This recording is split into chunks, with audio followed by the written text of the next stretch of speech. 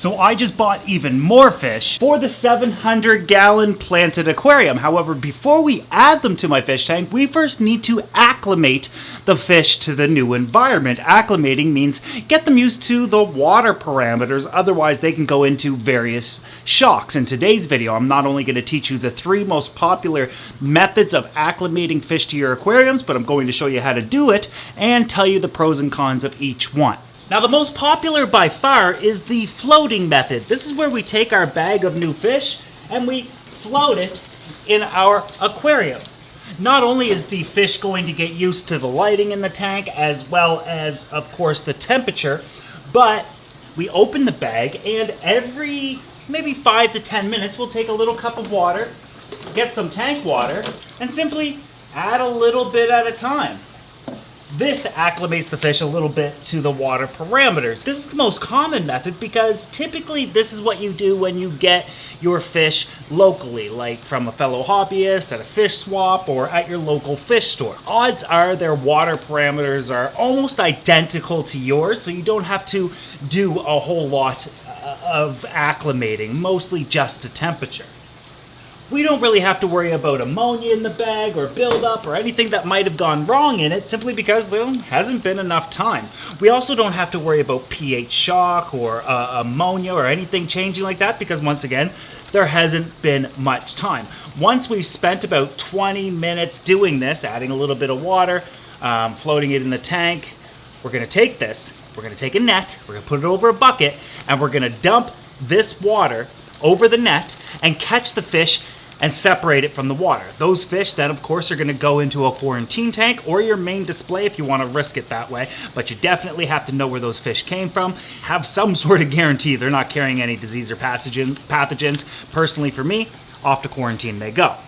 Now, the floating method, of course, might be the most popular, so I think it's only right that we talk next the least popular, or the least frequently used. We're just going to take a bucket and our bag of fish. We're going to take this bag, and if your bucket's small enough, we could just dump the fish right in the bucket. Then we're going to take,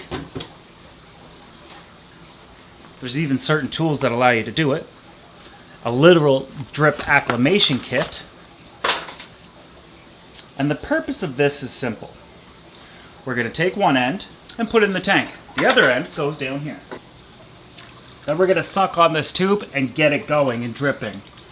You'll notice there's quite a bit of water coming out, so we're going to take this little ball and slow it down. And basically what's happening is it's pinching off the intake. We just want a slow drip. Similar to something like this. Nothing too crazy. This goes right in the bucket, and this is going to slowly acclimate the fish to the parameters of the aquarium. I like this little kit because you actually get like this drip counter right here where you can adjust it manually.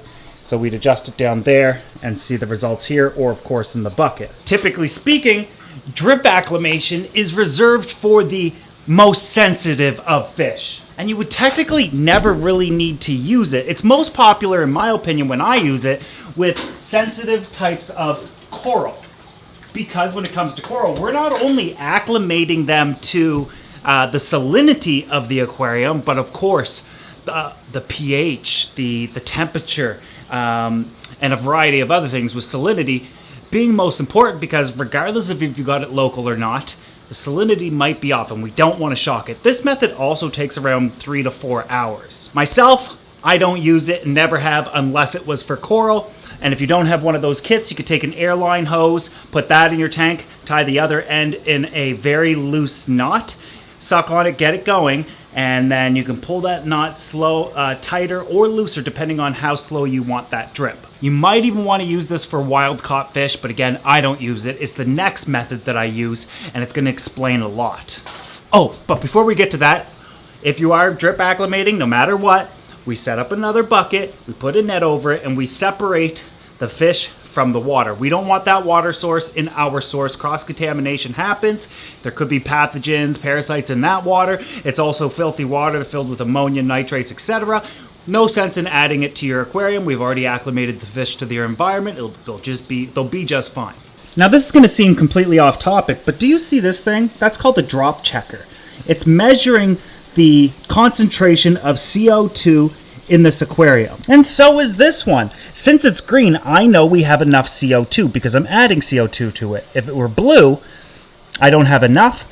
And if it were yellow, I have far too much. Now the method that I use almost every single time is the plop and drop method, meaning when I get the fish, I acclimate them to the temperature of the aquariums, and then I chop the bags open, get them out of that water, and add them directly to the tank. I'm not too concerned with freshwater fish getting acclimated to pH, because that could take several weeks to at least 5 to 7 days for them to truly acclimate to the pH. In this time, it's not uncommon for them to not eat or be listless as their bodily functions catch up with the new pH. The only thing you don't want to do is if you don't want to get into the extremes. If the pH is between 6 and 8 and your pH is within 6 and 8, pH shock is likely not going to happen. The only negative effect of adding fish to different pHs is they probably won't eat for a few days. But new fish typically don't. And that's a lot of times why they say don't feed new fish, is because they're not going to eat it, for one. For two, they're still, their bodies are still kind of acclimating to the environment. For me, anything over 7, I'll feed the same day. And if those fish are coming from 7 as well. And the same goes for below 6. But on the context of CO2, what happens when we add CO2 to an aquarium? We know in planted aquariums and in reef tanks, if we add CO2, we can control the pH. More CO2, we drop it. Less CO2, we can raise it. What's happening in a bag of fish for people like myself that order online and those fish are in the bag for 1 to 3 days at a time? They're producing CO2 the entire time. They are using oxygen content within the bag, and it's being replaced with carbon dioxide, which is why most sellers ship with pure oxygen. However, the longer a fish is in the bag, the more ammonia they're going to produce as well. A fish, even breathing, produces a form of ammonia. Peeing, obviously, to maintain their osmogulatory balance, produces urea, a form of type of ammonia as well. No matter what, your fish are creating ammonia. And that's a big reason why a lot of sellers also don't feed fish 1 to 2 days before they ship them. When they're packaged, the pH is usually always above 7, tons of oxygen. Give it 2 to 3 days in that bag, temperatures are fluctuating, and when you get it to your place, you're warming the bag up, aren't you? Doesn't the oxygen content in water depend entirely on the temperature of the water? For example, when those fish are in that colder water that they end up coming to you in, the oxygen content would be slightly higher. We start warming it up and that oxygen content lowers. Then we crack that bag and we add in a tremendous amount of oxygen. The CO2 gases off, the pH rises. And remember all that ammonia? Well, ammonia is not that deadly while the water is acidic, below 7. As soon as crack that bag, that pH jumps, that ammonia is now toxic, and we can get ammonia burn and a tremendous amount of issues. So of course, torturing them with the drip method would not work. We'd put them in the bucket and they're just sitting there in ammonia and for hours. Get them out of the water. What about the floating method? Same thing. That's why I warm the bag up, and then as soon as I open that bag, boom, I get them out of the water, separate them from completely, and I take those fish and I add them to the aquarium, usually quarantined. However, in this shipment, Adam sent me from his personal collection, Siamese algae eaters, because I was sending him pictures and I was like, it's back, the hair algae. He sent me 7 of them. And I thought 7 Siamese algae eaters in fantastic condition that were all 3 to 4 inches long, probably closer to like 4 inches. And I thought to myself, come on, Simon, 7 in a 700-gallon tank? He's like, wait, within 2 days, all the hair algae in the 700, absolutely, completely, totally gone. And I was like, this is insane. They truly are destroyers of hair algae. And he said, 1 Siamese algae eater per 100 gallons. I thought that was awesome. Anyways, adding your fish to your aquarium and your success long-term can a lot of the times depend on how you acclimate them. Drip method, of course, is used almost exclusively for coral or incredibly finicky and difficult fish, sometimes, a lot of the times, even shrimp, certain species of shrimp.